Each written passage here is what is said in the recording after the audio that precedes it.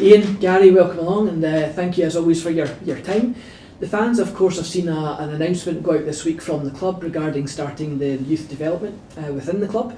I'd like to start off by, just if we can, Ian, getting a little introduction from yourself, and perhaps the most obvious question to begin with. Can you give us a little bit about, and the fans, a little bit about your background in coaching? Sure. Thanks for having me. Obviously, I'm delighted to join a club like Falkirk. It's an excellent opportunity. Privileged to get that opportunity. So a little bit about me, really, predominantly really youth has been my sort of speciality, if you like, if you want to call it that. I've been very fortunate to have coached a lot of good young players and assisted in their development and worked with some really good clubs along the way. So it's allowed me really an opportunity to carry on, and Falkirk now is obviously the main club, the badge I'm going to be wearing now. The most important thing for me is to help with the development of players here. So yeah, really a strong youth blended background, very player centred. You know, I work hard with players and try and motivate them and take them forward, and I think that's the way forward here. It's a fresh start, it's a great opportunity. So, and to work with Gary as well was a big thing for me, and that'll allow that to happen. I think good things are on the way for Falkirk. Given your kind of background in youth development and the skills that you do have, you must have had plenty of opportunities. So what was it about this club that attracted you to Falkirk? Well, that's a good question, because to be honest with you, I was beginning to think that maybe I would be sticking to freelance coaching and just doing my own thing, which I've been very successful in. I've travelled all over the world, really. I've been very fortunate with where football's taken me. But I think Gary's been a big part of this, and talking to Gary about it and his vision for it, really caught my imagination and gave me a real appetite to come back and do something in the pro game. And then, to be honest with you, meeting the board and the Zoom calls, Mr. Rollins was massively positive about what he wants for the football club. The board, when I met, the chairman and Colin and Gary and Ronnie and all the guys that I met on Zooms and at the Dumbarton game, so enthused about what they want for the football club. Gary Holt really enthused about what he wants for the football club, and it augurs well, really. And it gave me an immediate feeling of this is a club that can go places in the youth side of the business. We understand that fans, first and foremost, they want the first team to get promoted and get into the championship and further, and this club should be in that position, and we hope that it will be very shortly. But for me, it's more working with Gary on a longer term plan, and let's get some young players coming through, wearing the jersey, a bit of pride, a bit of passion, and wanting to play for this football club. That'll be my responsibility to make that happen, guided with a very experienced guy helping me along the way, and the two of us with the experience we've got, we should be able to do something. So yeah, really privileged, really delighted, looking forward to get to the business and bringing the next crop of players through. Gary, I guess the kind of flip side of that coin, when we spoke on your first day back in the job in your initial interview, you said that you had somebody in mind for this role. That was Ian. I'm kidding. And out of all the kind of contacts you obviously do have, what made you choose this gentleman? Well, I've known Ian 12 years, nearly 12 years, and it's one of those things when you go on courses and you go on CPDs and you go through your licences and you get to meet a vast array of coaches and managers and people's ideas. And I sat with Ian at, I think it was breakfast the first day on the coaching course, and just introduced, sat and just talked football, and I just sat and listened, and I thought straight away, I like how he talks, I like how he comes across. I hadn't seen him coached, I hadn't seen him where he played, had he played, which doesn't affect me. I don't look at people's careers. I look at when I listen to them, and then I can see them coaching. And we had it off for that first morning, and we just bounced ideas for, I think, the whole week, 10 days we were together. It was brilliant, and we've carried on since. We've coached together, we've coached individually, we've watched each other's sessions. We argue about football in the right way. his ways not always right, my ways not always right, but there's always an understanding of what we're trying to do whenever there's a session put on. We've always got the same sort of values of what kind of player we're looking at, what type of players we want to work with, what type of players we want to bring into a club.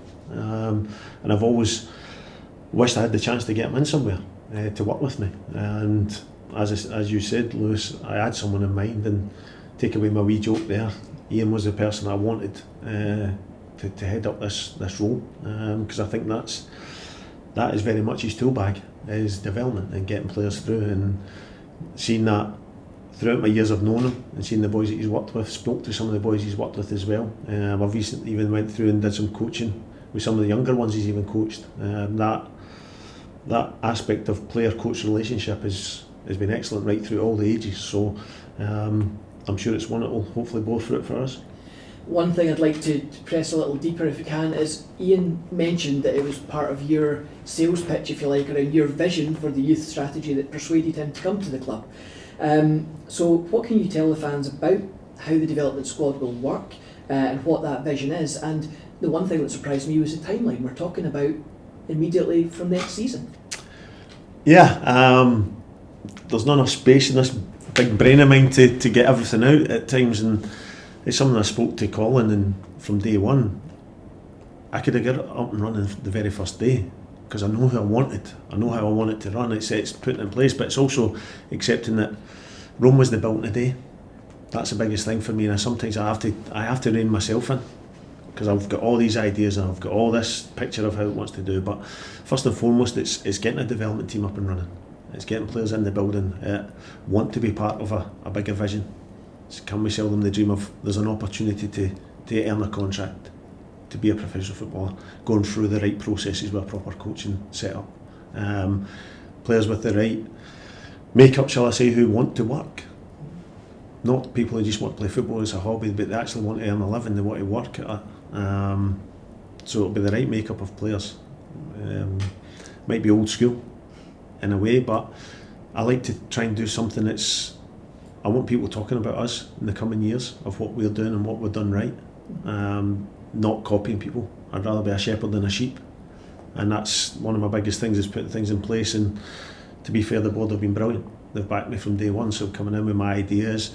Colin's been a great help with things that I throw out there that he changes and sends me back.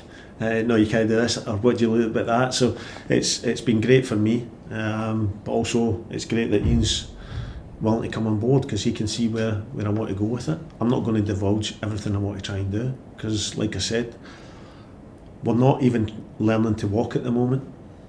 We're actually learning to crawl first and foremost, and so once we start crawling, then we can start walking, then we can start running. But we want to have it up and running. We want to get a team going. We want to get games nights and stuff to have a look at players and get players in, and then we want to have it so that people in the area can see that there's boys have got a chance to get through.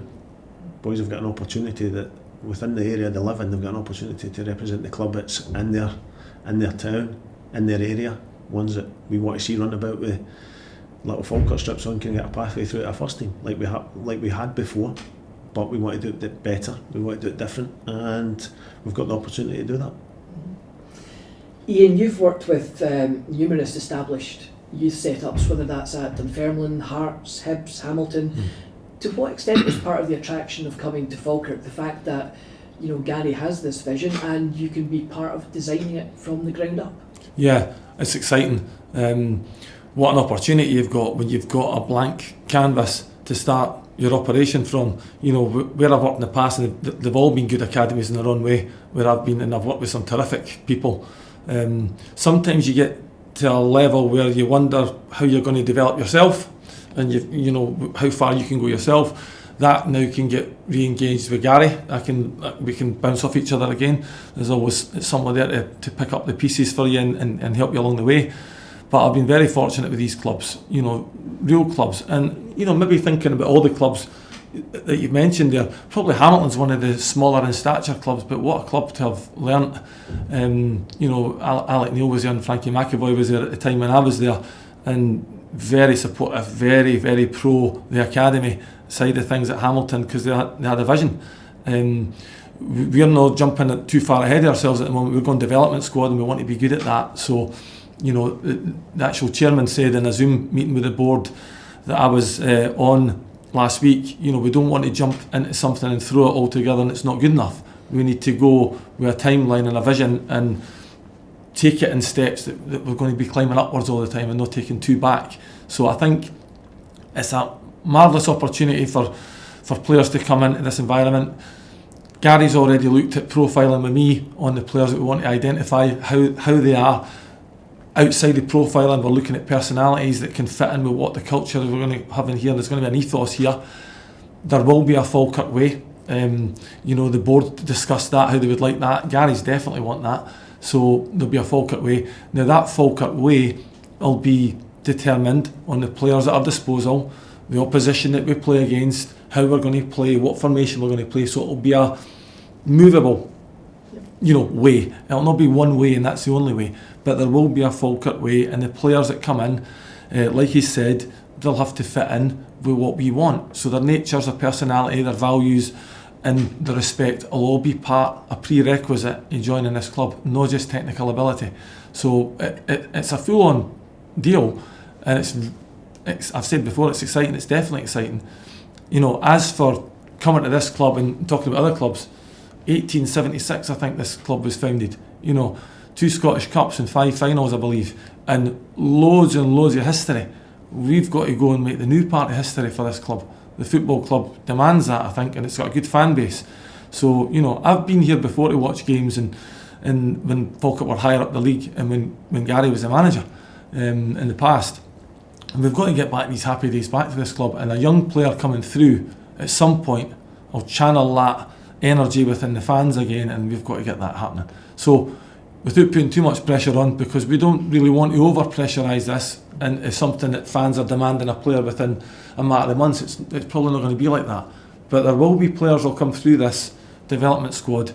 I had a little bit I think about the clubs that you mentioned in my time at them, and where I've been really lucky is about 30% of a starting 11 that I've had at each of those clubs have went on to have a pro career.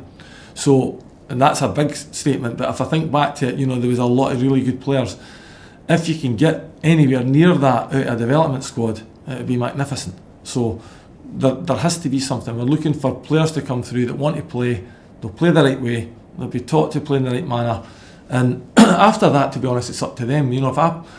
My job's to pass it on to the first team, and Gary's part of that position as well, and take it for. After that, it's up to the player, and it's up to the management of the first team to deal with. But my job is to make sure that they've got the goods to stay in that first team or move on to bigger and better things. So let's hope that we can get this off in a positive fashion. The timeline, you're right, it puts a little bit of pressure on us, but we'll thrive on that, and we'll do our best to get the right players. But what we won't do, and I definitely know that I'm speaking for Gary on this behalf, we won't just take players in to fill a squad, jersey filling type players. We're going to pick the players that are suitable for the club and take them forward as best we can. Gary, in your previous role here as manager, of course you were a beneficiary of the academy and the products put through into the first team, as Ian just said. So how will this new structure compare to the old academy and youth systems that Falkirk had? It'll be different, obviously, because initially we're setting up one team at the moment, so that's where it's a wee bit different. You don't have the whole hundreds of odd kids training nights, coming through the ages, getting progressed through quickly.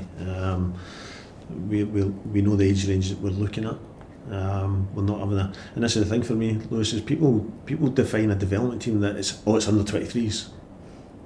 It's a development team. It can be any age group. It's how you gauge it. So we're not going to close the door on somebody if they're 16 or somebody's 23. It's a development team. There's different reasons why people fall out of a game. There's different reasons why people have went a different pathway but suddenly want to have an opportunity. So it's down to myself and it's down to Ian to get the right players in. But I think what we're trying to do, we're trying to make it, we want players to come through and play for the first team, but I also want to have players who, for whatever reason they come through the system, are better human beings. They'll be educated, they'll have jobs to do, they'll have a reasoning of what the real world is, because I'd love to sit here and say we get every player through, but players do leave. and I don't want people to leave this club and walk out that front door and they don't actually know what's in store for them when they leave a football club, because there's a big bad world out there. So it's our job as a club and as me as a staff to make them aware of that. So like I said, it's the right people, the right values that are going to come in, but they're certainly going to leave, whenever that may be, a more rounded individual who has got more world-wise of what's out there, that it's not all just about football sometimes. Yes, I want them all to come through, but I am been in this game a long time, that I know that there's people that get released, there's people that leave, people fall out of love with the game. So how do you help them? How do you educate them? How do you make them better people so they leave the building and they respect the work that Ian's done, and respect the work I've done and the board's done, to give them that opportunity, but also understanding that it's not always our faults if you don't make it. And what can you tell the fans in terms of how will this work in the short term? What can fans expect from next season after the summer? And there's talk about a games programme, but what does that mean for the fans? It's a lot of work, but I think what you'll see with me and Ian especially is we like work. We like getting down and getting you in the trenches. But we're going to have a lot of games nights, we're going to have lots of training nights, because you've got to give up people an opportunity to play. It'll be structured in a way so we know what we're bringing in. There will be, and I can guarantee you our phone's going to be red hot from now until whenever, with people coming in, and they'll get an opportunity. It's as simple as that. Until we make the final decision of who we're going forward with, we'll make up the squad. We have got longer term plans of how other things are going to shape, but as I said, I'm not going to divulge everything, put too much pressure on Ian, not me. But the games programme is going to be it's like a bespoke games programme. It's a Tuesday night, it's a Wednesday night, it's a Sunday, it could be whenever we can get a game. There will be a facility of games, and the good thing is having a development squad and the facilities we've got here as a club, we can go wherever, we can invite whoever to play when it opens up a little bit more. We've got enough contacts, certainly down south as well, that to go and play under 18s, under 20s, under 23s, development teams.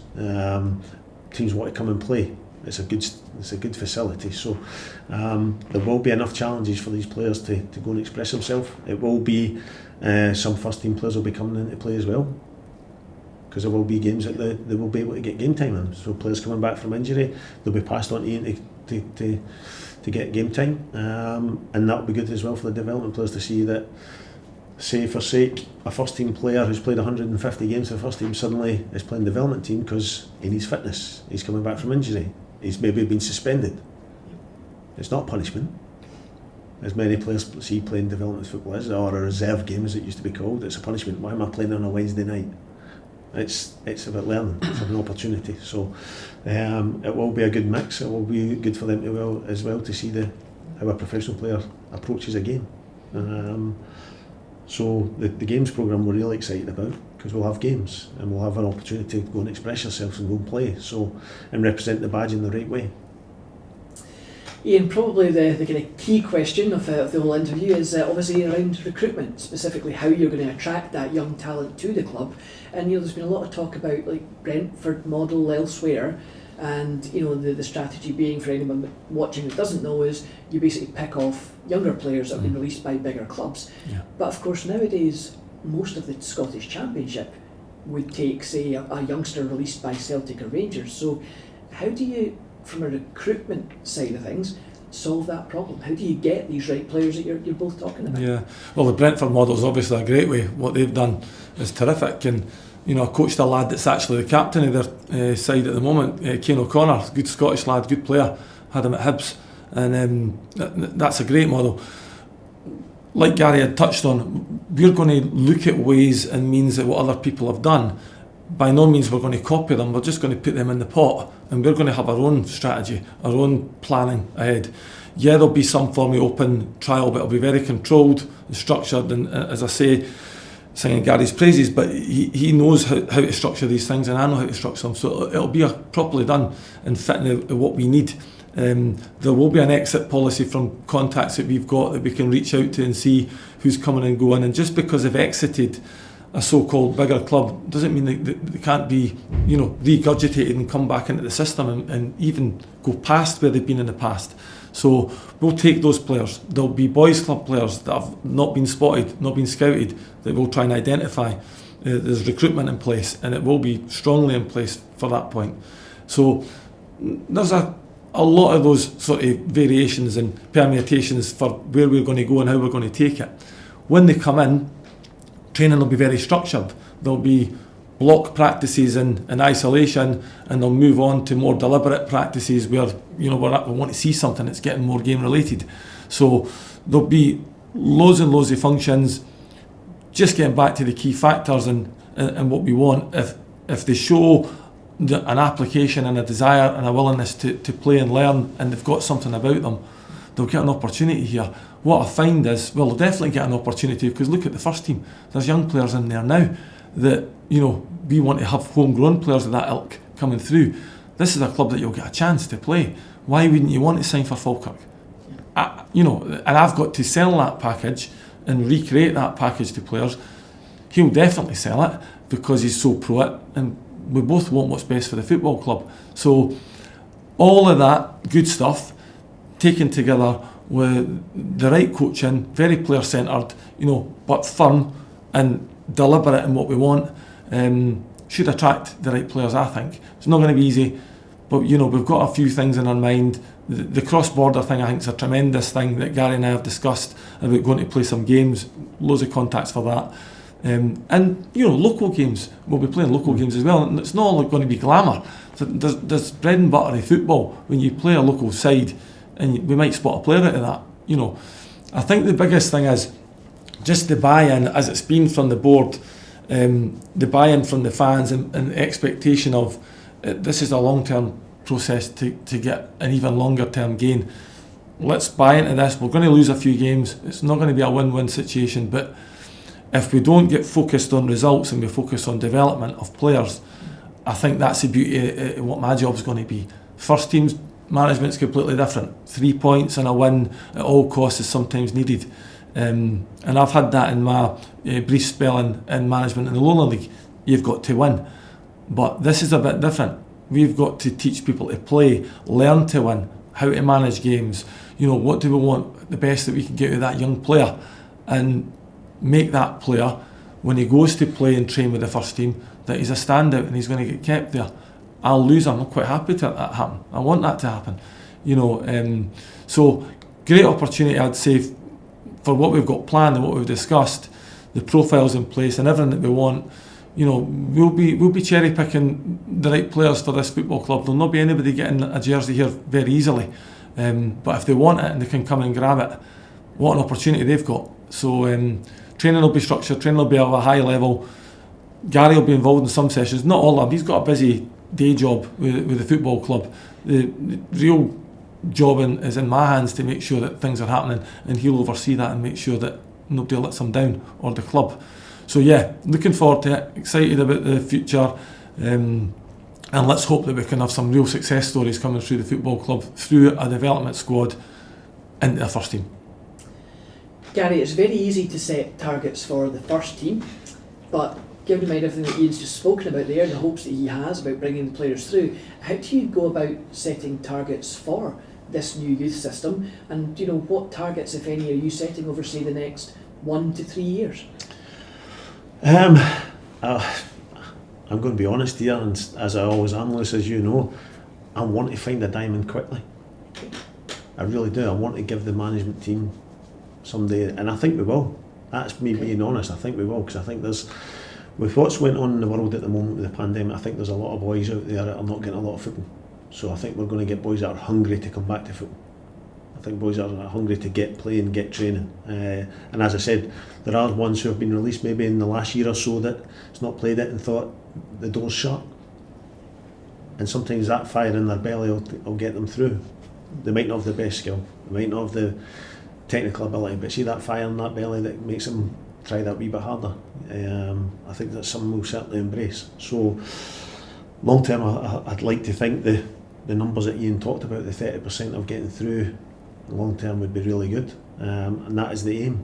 We want a majority that within this area we can get players through, but I want to get one quickly. I put that pressure on myself. I want to get somebody through. I want to get somebody into the first team. Environment is signed and got a contract and wanting to work hard, but he's got to have the right ethics. He's got to have the right demeanour and the right makeup, shall I say, that fits with what we're going to put out there, that you have to adhere to. It's not just, oh, I'm a professional footballer. You're coming to work. I say that every day. As soon as you walk in that building, you're coming to work. You come to earn your crust, shall we say. Same as the people in the offices. Same as the ground staff. You don't just come up, you train and you leave.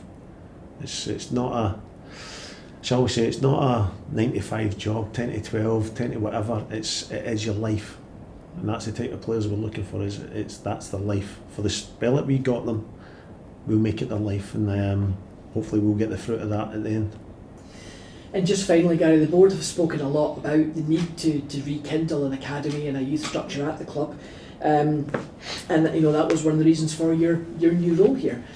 So now that the wheels that was are my good looks. No comment. Now that the wheels are in motion, so to speak, how excited are you to kind of get things moving and see the progress, and what kind of support have you had from the board?